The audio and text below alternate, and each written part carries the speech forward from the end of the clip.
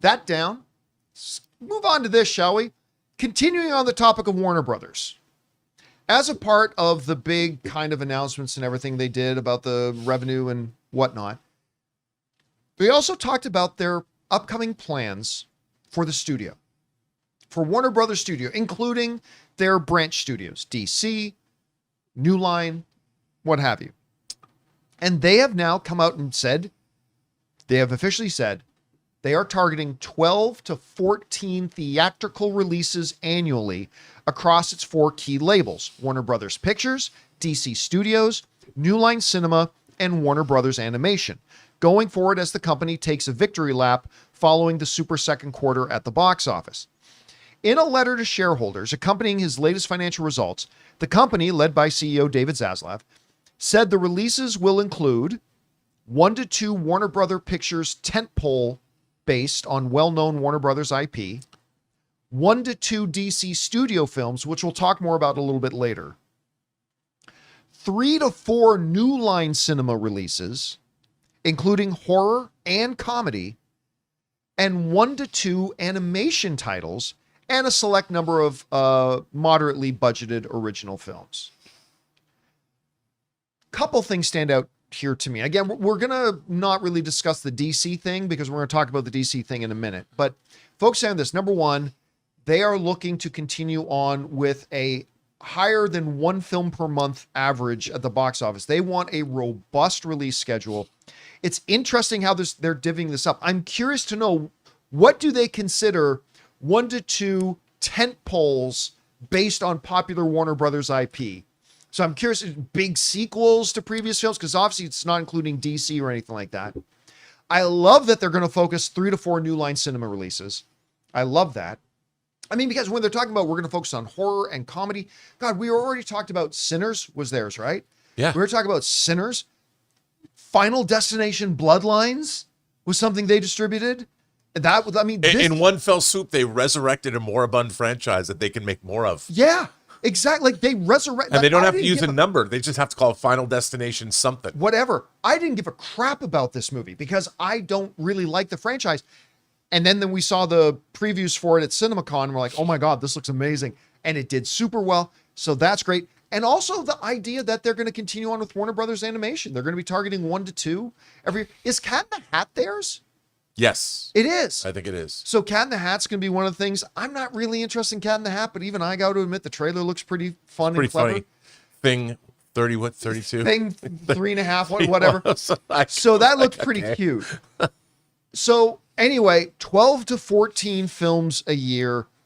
Rob, aside from the DC one, when you're looking at this, what do you think about that number as a whole, the way it's broken down? What's your takeaway? I think it's great. I think it's great. And you know what, John, I would offer, I'm going to say right here, right now, live. I produced a movie for Warner Brothers. Yes, you did. It came out in 2009 called The Hills Run Red. And back then, Warner Premiere, which, by the way, they should resurrect, was going to do 10 original horror films or based on IPs with Silver Pictures. They only did 2. Ours was the only original one they did. And then they killed the program. And these are movies that were going to be made for $5 million and under. Kind of like what Blumhouse did. I think they should come back to me. We should start a new label, John. You and I start a new label where we do Warner Premiere. We do new films from new directors, $5 million and under, like what Blumhouse did. If they're good enough, we release them theatrically. That's self-serving. But you're asking a question about what Warner Brothers is doing with their slate. I think it's fantastic because, look, if you committing means you're thinking about it. You're like, okay, this is what we are going to do. We're promising theaters. So they're expecting. We're promising filmmakers. We're promising the business. As LA is dying, Warner Brothers is staking a claim. I would go even further and say we're going to make these movies locally. As many as they can. They can't, F1, they travel around the world. They can't you can't just make that in LA. But I would say that Warner Brothers, you know what Warner Brothers has? A whole studio backlot with, I'll bet, a bunch of empty sound stages. I mean, right there, they could bolster and turn. By the way, that was the first place I had a regular job in the industry, was on that Warner lot. They could turn that whole place into a beehive of activity and internalize everything. And then this, and unless they plan on just changing these to commercial, you do the old switcheroo. the old Warner Brother Ranch is now nothing but sound stages. Yeah, right. And you know, they should absolutely do that. So I think what they're doing is great. The same way that Amazon committed through MGM, their MGM Studios, they committed to a certain number of theatrical releases every year. I mean, the theatrical business has proven, if nothing else, over the last 6 months, that it is still robust if you give people movies that they want to go see. So I think that Warner Brothers, by saying we're not only guaranteeing these movies, we're guaranteeing them over a wide variety of genres, kinds of films. We're gonna make movies for everybody, you know, through these different things. And they're committing to animation, they're committing to horror and comedy, they're committing to big budget IP releases. I think this is great. I think this is fantastic. Although it'd be even better if they added that fifth thing that we will run. We're gonna resurrect Warner Premiere.